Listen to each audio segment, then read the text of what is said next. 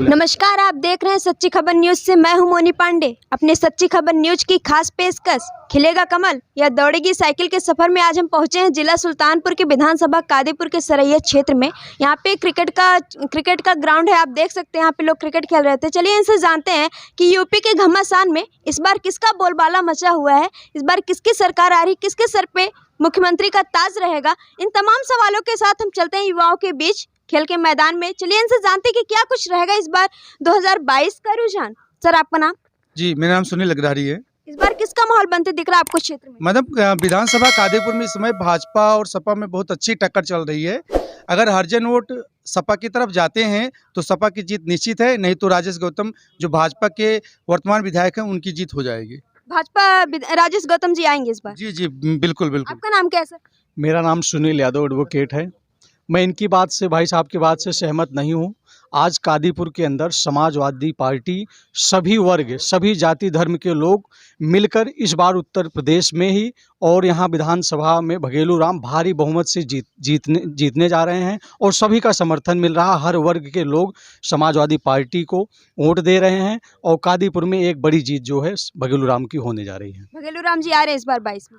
हाँ, उसमें कोई निसंदेह नहीं है। मैं इस बात को बड़े आश्वस्त तरीके से कहना चाहता हूँ कि भगेलू राम की जीत इस जिले में सबसे बड़ी जीत होगी और सभी वर्ग उनको वोट कर रहा है। और उत्तर प्रदेश में आने वाले समय में 2022 में श्री अखिलेश यादव जी की सरकार बनने जा रही है। क्योंकि 5 साल, पत्रकार साथियों, मैं आपके माध्यम से कहना चाहता हूँ कि 5 साल जो मजबूरी, जो परेशानी, जो जिल्लत या आम जनता झेली है, उसको लग रहा है कि अब हमको सही समय मिला है।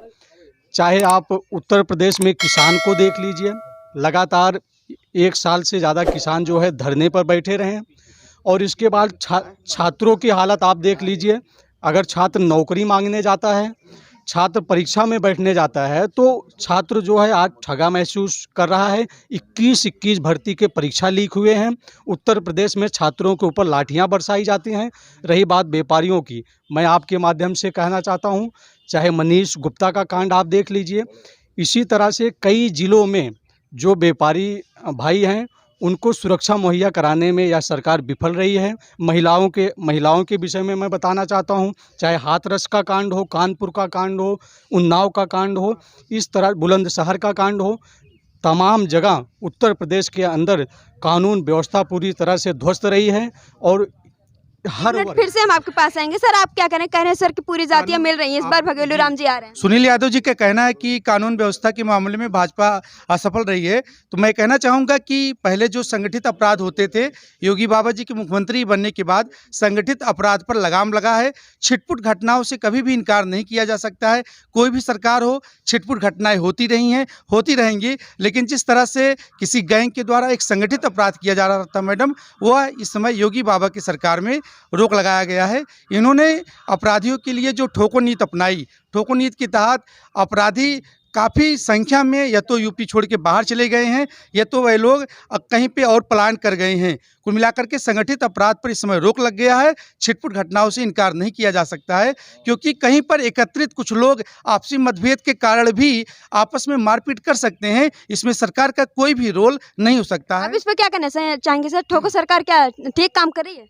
मैं बताना चाहता हूं अपने भाई को, उत्तर प्रदेश के अंदर नेशनल क्राइम ब्यूरो की जो रिपोर्ट है, उत्तर प्रदेश में पहले नंबर पे महिलाओं के सबसे ज़्यादा अपराध आज पूरे देश में अगर कहीं हो रहा है तो महिलाओं पे उत्तर प्रदेश में हो रहा है। दूसरी चीज़, सबसे ज़्यादा बेरोजगारी अगर कहीं है तो वह उत्तर प्रदेश में है। सबसे ज़्यादा किसान जो है अगर परेशान है इनके जानवरों से, छुट्टा जो एक मुद्दा उठाइए, एक मुद्दा। सर, महिला सुरक्षा की बात कर रहे हैं सर, और इस समय योगी जी कह रहे हैं कि हमारे समय में महिला सुरक्षा सबसे ज़्यादा टाइट है। इस पर आप क्या कह रहे हैं? मैडम, महिला सुरक्षा के मामले में सरकार अपना पूरा प्रयास कर रही है।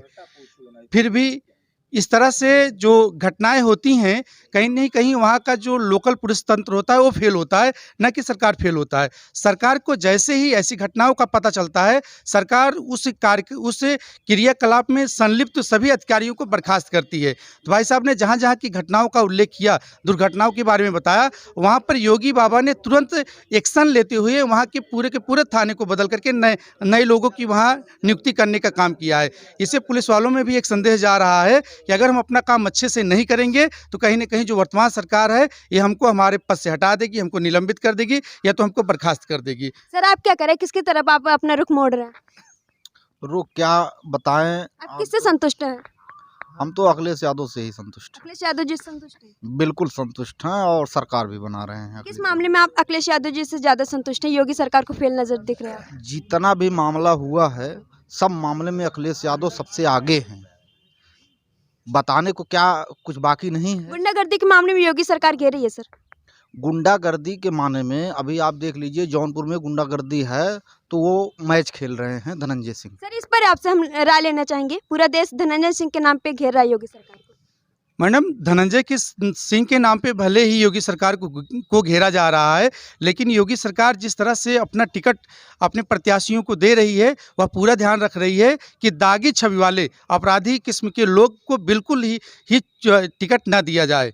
तो इस तरह से जो बड़े नाम है उत्तर प्रदेश के, जो दबंग की किस्म के हैं, इन लोगों को कहीं ना कहीं भाजपा सरकार वोट टिकट नहीं दे रही है, बल्कि सपा सरकार इन लोगों को टिकट दे करके अपराधीकरण का राजनीतिकरण कर रही है। सबसे बड़ी विडंबना अखिलेश सरकार की यह रही है कि उसने अपराधीकरण का राजनीतिकरण करा। बहुत सारे गुंडे ऐसे हैं जिनका नाम आप जानती हैं, यहाँ पे उपस्थित सभी मित्र जानते हैं, जिनको अखिलेश सरकार के समय में बढ़ावा मिला।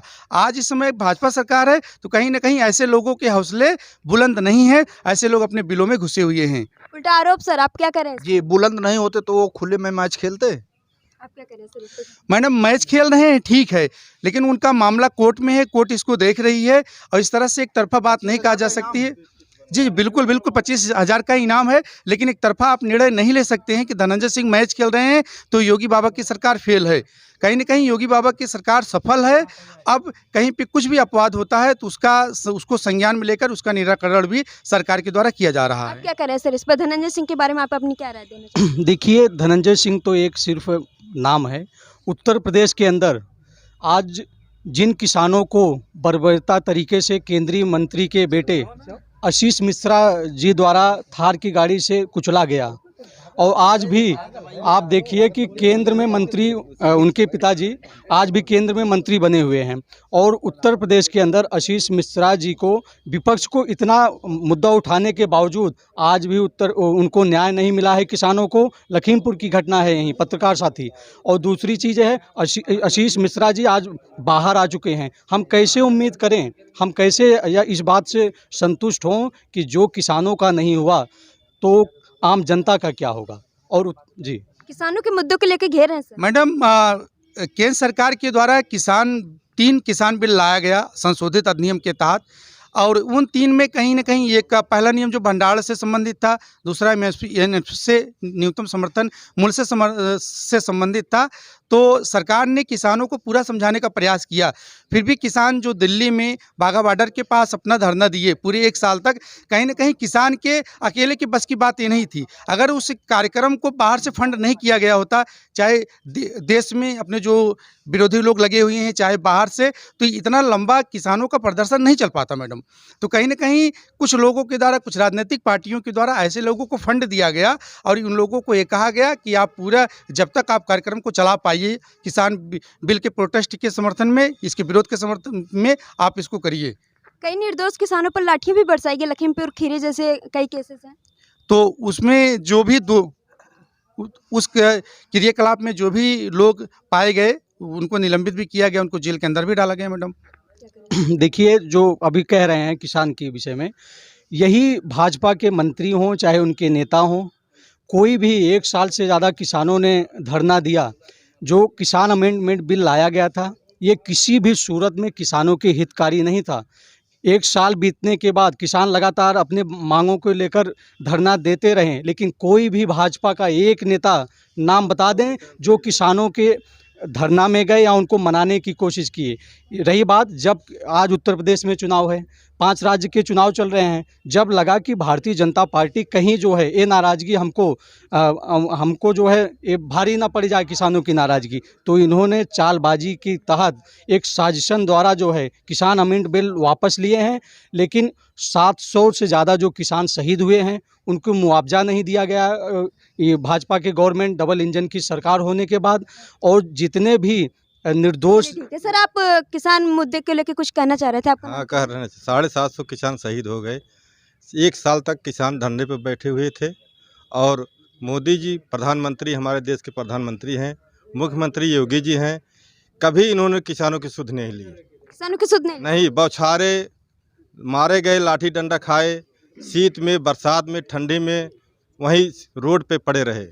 जब इनको ये लगा कि नहीं, हमारा जब 2022 का चुनाव आया तो इनको ये लगा कि कहीं किसान का मुद्दा भारी न पड़े हमारे ऊपर, हम सत्ता में रहे या ना रहे, इस डर से इन्होंने अपना किसान बिल वापस लिया। चलिए ठीक है सर, क्या करें, आप कह रहे हैं कि किसानों का डर सता रहा है योगी जी को? आप जी क्या करें? बिल्कुल नहीं, किसानों का डर नहीं सता रहा। अगर आप देखी होंगी पूर्व के सरकारों में और आज के सरकारों में, तब गैस सिलेंडर अगर आप 4 बजे सोकर उठती थी तो शाम को 6 बजे मिलता था। आज आप घर बैठी रहती हैं तो गैस सिलेंडर आपके घर पे पहुंचने का कार्य होता है। आप जो है खाद की बात करते हैं, किसानों का सुविधा की बात करते हैं, मैं कहता हूं सुविधा है। एक समय था जब किसान लाइन में लगते थे 500 मीटर तक, तब उनको खाद मिलता था, लेकिन आज यूरिया ले वाला बाना पूरा गांजा है, लेने के लिए कोई लाइन नहीं लग रहा।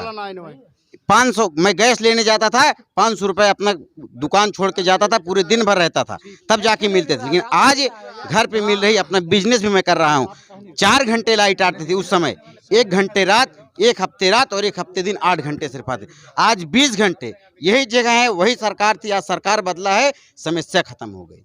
समस्या खत्म हो गई। जी बिल्कुल, हमारे योगी यहाँ सरकार बेस्ट है। 8 घंटा लाइट मिलती थी, आज 20 घंटा हमारे गांव में लाइट मिल रही आप क्या करें सर? बेस्ट है, बेस्ट बहुत अच्छे रहा। योगी जी अच्छे हैं? हाँ, एक नंबर एक काम है। सरकार 20 घंटे लाइट दे रहे हैं।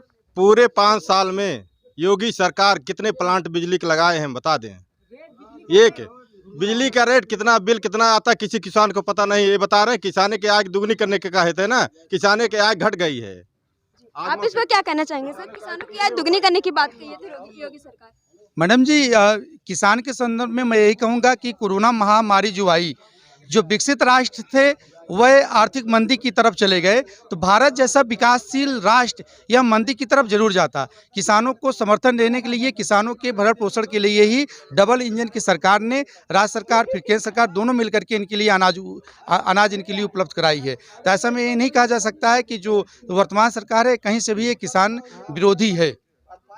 आप इस पर क्या कहना चाहेंगे? देखिए, रही बात अभी कह रहे हैं भाई साहब, कोरोना में आप लोगों ने ही देखा होगा पत्रकार साथियों, उत्तर प्रदेश के अंदर आज कम से कम 1,70,000 वाहन चलते हैं, लेकिन कोरोना काल में उत्तर प्रदेश की असंवेदनशील सरकार, अगर यही जो आज नरेंद्र मोदी जी आज रैली में आते हैं तो बस लगा दी जाती हैं, भीड़ बटोरने का काम किया जाता है, लेकिन उत्तर प्रदेश में जब उत्तर प्रदेश की जनता मजबूर थी, लाचार थी, अपने घर आना चाहती थी बाहर से, लेकिन उनको वाहन उपलब्ध नहीं कराया गया, उनको रेलगाड़ियों के टिकट उपलब्ध नहीं कराए गए, किसी तरह से लोग हजारों किलोमीटर पैदल चल के आए। और रही बात जो है गंगा की, उस समय अखिलेश यादव के चेहरे भी नहीं दिख रहे थे। देखिए समाजवादी कार्यकर्ता लगातार जो है अपने हिसाब से लोगों के बीच में जा रहे थे। अखिलेश यादव क्यों नहीं जा रहे थे जनता के?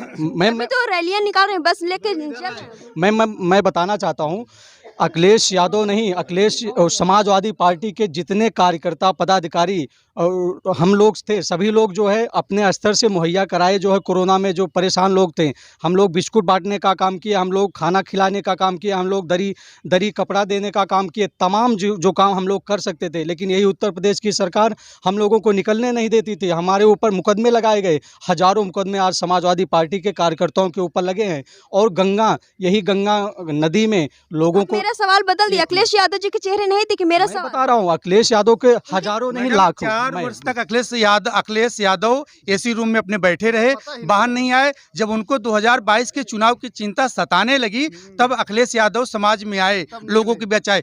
आप कोरोना के समय अगर किसी भी मित्र के पास किसी की सहायता करते हुए अखिलेश यादव का कोई फोटो, कोई वीडियो हो तो उपलब्ध कराए। मैं इस बात से सहमत हो जाऊंगा। भारतीय जनता पार्टी का सिपाही बनकर हमारी सांसद जी ने ट्रकों ट्रक किट बांटे भेजे थे। हम लोग गांव-गांव जाकर, एकदम निचले स्तर गांव-गांव जाकर लोगों को केंद्र सरकार ने, मैडम, केंद्र सरकार ने अपने देश के कई स्टूडेंट्स को बाहर से मंगाया। केंद्र सरकार ने अपने कई छात्रों को जो विदेश में पढ़ रहे थे उनको हवाई जहाज से मंगाया। रही बात इनकी, तो योगी सरकार ने दिल्ली, महाराष्ट्र, जिसके बाद जो हरियाणा, पंजाब, लगभग राज्य में जो इनके मजदूर फंसे हुए थे सभी को गाड़ियों से लाने का आज जो भाजपा सरकार पे इल्जाम लगाया जा रहा है कि आप परिवहन बसों का प्रयोग अपने फायदे के लिए कर रहे हैं, लेकिन यही परिवहन की बसें कोरोना के समय में मैडम जी मजदूरों को वापस लाने का भी कार्य कर रही थी। आप इस चीज को